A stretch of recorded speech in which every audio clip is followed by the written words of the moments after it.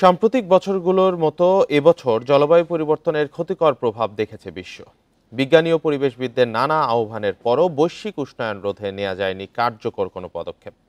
তবে দিন দিন বাড়তে থাকা জলবায়ু সংকটের আইনি দায়ভার কাদের নেওয়া উচিত তা পর্যালোচনা শুরু করেছে আন্তর্জাতিক বিচার আদালত।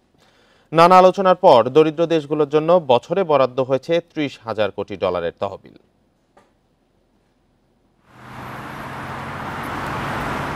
2015 সালে প্যারিস চুক্তির আওতায় প্রায় 200টি দেশ উষ্ণতা বৃদ্ধিকে এই শতাব্দীতে যথাসম্ভব 1.5 ডিগ্রি সেলসিয়াসের মধ্যে সীমাবদ্ধ রাখতে প্রতিশ্রুতি দিয়েছিল। তবে বিজ্ঞানীদের শঙ্কা 2030 সালের মধ্যেই এই সীমা অতিক্রম করতে পারে বিশ্ব।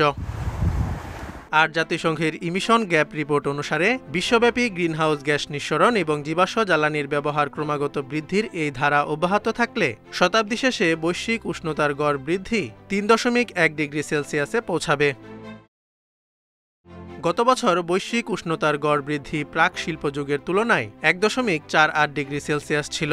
এবছর তা 1.55 ডিগ্রি অতিক্রম করতে পারে। ফলে 2024 সাল হতে যাচ্ছে বিশ্বের সবচেয়ে উষ্ণ বছর।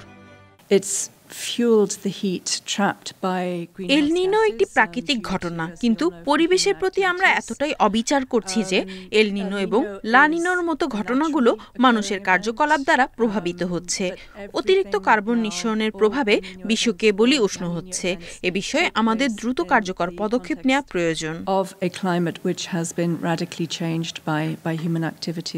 দিন দিন বাড়তে থাকা জলবায়ু সংকটের আইনি দায়ভার কাদের নেওয়া উচিত তা পর্যালোচনা শুরু করেছে আন্তর্জাতিক বিচার আদালত। 2 সপ্তাহ ধরে চলা শুনানিতে শতাধিক দেশ ও আন্তর্জাতিক সংস্থা তাদের যুক্তিতর্ক তুলে ধরে।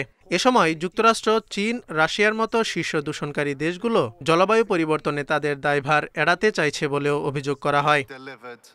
নভেম্বরে আজারবাইজানের বাকুতে অনুষ্ঠিত হয় জাতিসংঘের জলবায়ু শীর্ষ সম্মেলন COP29। সম্মেলনে জলবায়ু পরিবর্তনের প্রভাব মোকাবিলায় দরিদ্র দেশগুলোকে সহায়তায় বছরে 30,000 কোটি ডলারের তহবিল গঠনের লক্ষ্য নির্ধারণ করা হয়। তবে জলবায়ু সংক্রান্ত ক্ষতির তুলনায় এই অর্থ নগণ্য বলে মত বিশ্লেষকদের। Jobayer Hussain, Independent news.